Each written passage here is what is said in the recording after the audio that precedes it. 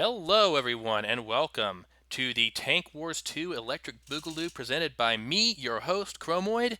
And today, for our first match, we are going to be watching A Knot of Toads by Mourark, squaring off against the Thork 17th Armored Corps by AdNecrias, not Score. Whoops. Hello, Mousepad. And today, we are going to take a look at our contestants before jumping into the action.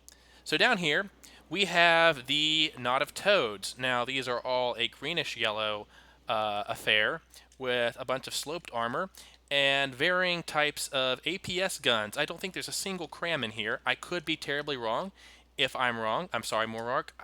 I reviewed 14 entries, and I've completely forgotten what at least half of them have in terms of weapons. What I haven't forgotten is that these have the only implementation I've seen of this kind of steering.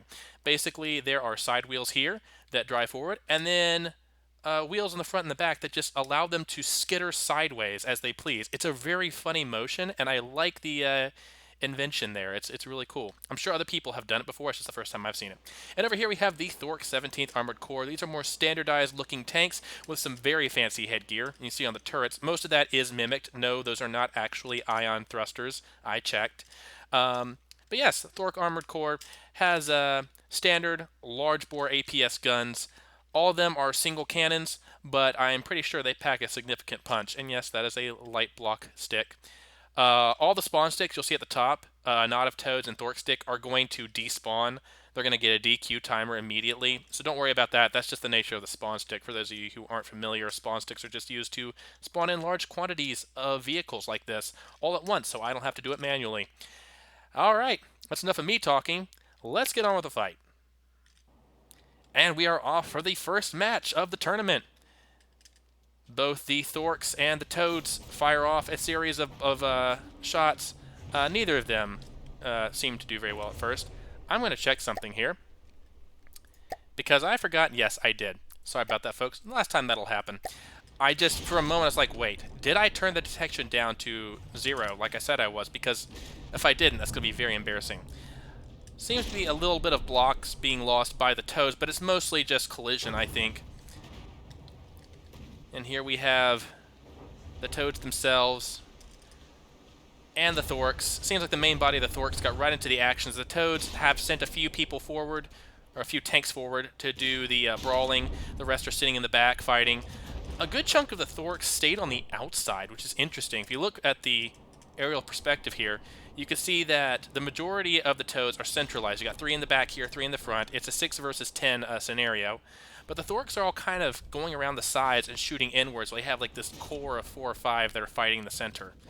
I think that's interesting. I don't know if that's intentional or not, but you can see over there on the right, Thork C and one of the Thork A's are already gaining DQ points, which is unfortunate. There's a Thork B now gaining DQ points. So while the Toads are staying centralized and up close with their opponents, a couple of the Thorks are staying way too far away, and while they are gaining effective fire, I think, it's hard to tell, I know, because of the glare, but basically these are hills, and the Thorks are having to fire in on them. And you can see there, I have to do something about this glare. I don't know if any of you can tell me there's a way to cut that glare down. I looked and I couldn't find anything, but I like to turn on the glare on the land a little bit. It happens whenever you get close to the ground. It all turns this pale yellow. But anyway, yeah, we have some Thorks getting a little high on the DQ points there. You only gain DQ points when you're outside of 1,200 meters from any entry, or any opponent, I should say. And you have a total of 30 DQ points per vehicle, so they're not too close to losing anything yet. Thork just took a massive hit there, and another massive hit. Ooh, that looked dangerous. The cannon shells from these Toads is nothing to laugh at, but they are outnumbered almost 2 to 1. One of the Toads getting pushed around by a Thork with the gun planted straight into its side. That can't be healthy. Another one focusing from the other side. So yeah, the Thorks generally get a 2 to 1 advantage here. You see 2 here shooting at this one, 2 shooting at this one. This one's been given free reign pretty much to skitter around. And you can see that crabbing motion I was talking about. These are getting well out of range, but they're kind of adopting the same tactic that the Thorks had, in that they're going way around the side and just firing in, which has merit, but also has a habit of hitting friendlies as much as it hits enemies. I have no idea what happened here. I think they got up on the side of the hill, and one of them got flipped. The other one's got stuck. The Toads are coming up here to handle business. And down here, we just have an all-out brawl. The Toads do not have a turret. That has to be cram. That looked like a cram gun. Yeah, it's a cram gun. So I'm sorry. Some of these, or all of these, are cram. I don't remember. Those look massive. Those are all crams, aren't they? So it's cram versus APS. The Toads have basically 3.5, 4 tanks fighting this core of 7 tanks from the Thorks. This poor Toad is getting absolutely sandwiched. 3 guns all pointed at it. The rest are all pointed in as well. So they're all fighting while the Toads out here scramble to try to rescue them. 2 are turning around. They keep turning around to deal with those interlopers on the outskirts of the battle. And this one Thork, or this Toad, is just getting absolutely bullied. This Toad is trying desperately to get over the hill and lay down suppressive fire. And we have a really good match so far. Everyone is mostly staying in limits. Oh dear. If you go too high, you will be forcefully disqualified. It's 10 points per second for going over 380, which is the top of those mountains. And yeah, you don't want to do that. If you only have 30 points, it means you have 3 seconds to live once you crest the top of that mountain ridge. That is the edge of the arena. Going further will remove you. Oh no, one of the Thorks has already despawned, and that was not out of range, so I'm guessing he got taken out by a blast and I just wasn't watching. Sorry about that. We got Thorks climbing the hills on all sides. The hills are alive with the sound of Thork treads, but unfortunately the main battle's down here, guys. And it just looks like the Toads are doing way better at handling the damage output from the Thorks. Ooh, that almost went through the turret and impacted this one in the rear chassis. And here we have this one just placing its barrel into the side of the Toad and laying waste. But unfortunately, the Toad's armor is handling it very well, and instead the blast radius of its own shell is taking the Thork's barrel clean off. We just got just one Toad in the center of like 5 Thorks being absolutely bullied, and it's still alive somehow. This is a war of attrition. Out here we just have a little skirmish with the majority of the Toads fighting 2 Thorks. It seems neither side's able to do a significant amount of damage. As I say that, one of the Thorks gets blasted in the butt. I think that was its engine. Yeah, the engine's gone. It's no longer mobile. I'll go back to the fight over here. Oh, one of the Toads looks like it's doing poorly. It's still alive. It's still moving somewhat. These Toads have taken an absolute beating. Let's scroll out for a bit and see what we got here. 2 Thorks have been disqualified. Oh, that's the one that got hit in the rear. Looks like its AI either got cored or received too much damage. I am looking and trying to figure out who is low. A couple of the Toads are getting a little uncomfortable. Toad C, I'm not sure which one that is. I would guess it's this one, the one that's been absolutely hammered this entire match. Is only at 71%. And that's significant when you consider the fact that all the other Toads are somewhere between 100 and 90. That's not bad at all. This one seems to have lost the will to move, though. I'm not sure what that's all about. Looks like the damage is starting to pile up. Oh, lost a cannon barrel there. And the Toads are just kind of scattered all around trying to figure out who they're shooting. It's almost like they've run out of power, though. I'm not sure exactly what's going on here. The Thorks are still very mobile. One of the Thorks has somehow flipped itself over. Not sure how that occurred.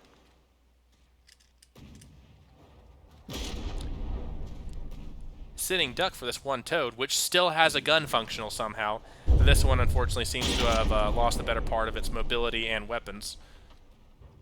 Almost completely cored out in the center. We've got Thorks going up the side. Now, going up the side is indeed legal, as long as you don't go too high. In fact, I believe this shelf up here is legal game if you want to get up there, but that's going to put you on the edge of a hill, fully exposed. I don't know, man. The Thorks, they lost 2 members, but there's 10 of them, so it only puts them at an 8-6. And it looks like the Toads have lost most of their mobility. Their resources are just dwindling exceedingly fast, the Toads. It may be that they have limited fuel supply and they ran out very quickly. I don't know. It's hard to tell.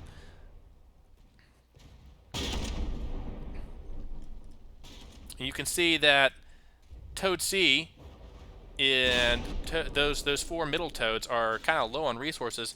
The bottom 2 seem to have plenty of resources still stacked up in them. Uh-oh. Toad C has despawned. Yep. Which one is it? Yes, it's the one that's been sitting here cored out for a while. Finally took too much damage and despawned. hard to tell really at this point. We're getting down to 3 minutes and 45 seconds. We got one inverted Thork. We've got a couple of Thorks that have inverted themselves or climbed the side of the hill to get a better vantage point, but it seems like the Toads have just run out of steam or fuel or whatever's powering them. They certainly can still fight. We've still got plenty of shots coming out of them, but it just seems like the Thorks have managed to pull this out by sheer attrition. It's a real shame. The Toads were showing real promise. They were skittering around, taking lots of damage, dealing lots of damage, but they've just completely stopped. And despite the fact that you have 3 Thorks disqualified and 3 more, or 2 more at least, on dangerously high amounts of disqualification points, there's just too many of them. The Toads are slowly being taken out. That being said, the Toads are still at 82%, and the Thorks are at 69%. So if it comes down to hit point measurement, the Toads are likely going to win it. Yeah, see, the Thork is still moving. It's still firing, but it just doesn't have what it takes to actually kill this Toad. And the Toads have such a wide barrel traversal there. You can see how far over it can stick. It's about to shove that cram straight where the sun don't shine if this Thork doesn't move away. Assuming it can fire. I shouldn't be watching this. I need to get away and look at the rest of this. I'm really invested now in seeing what happens to that one Thork when the Toad unloads, assuming it's going to. No, I'm not seeing any movement. Everyone's just kind of puttering around. The Thorks have been consistent in their damage output and their movement. It seems like the Toads have a limited amount of lifetime in terms of movement and ammunition. But they're just too incredibly strong. They just do not take enough damage. Uh-oh. Well, now the Toads are completely out of materials.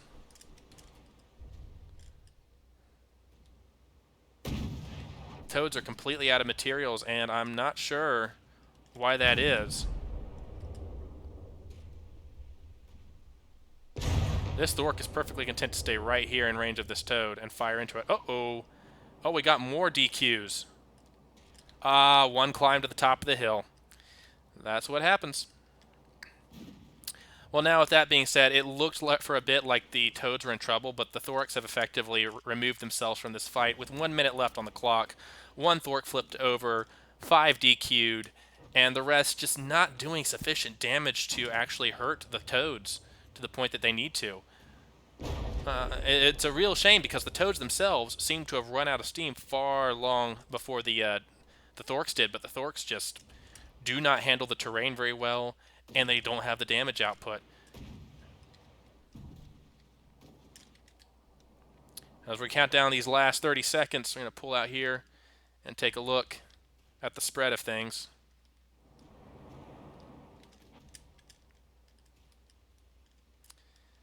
A couple of Thorks still fighting. This one upside down Thork is still plunking away at the ground, but of course it can't hit the Toad with that elevation. This one Thork is just piling into the Toad, but unfortunately it's just not enough, and we're coming down to the last 10 seconds.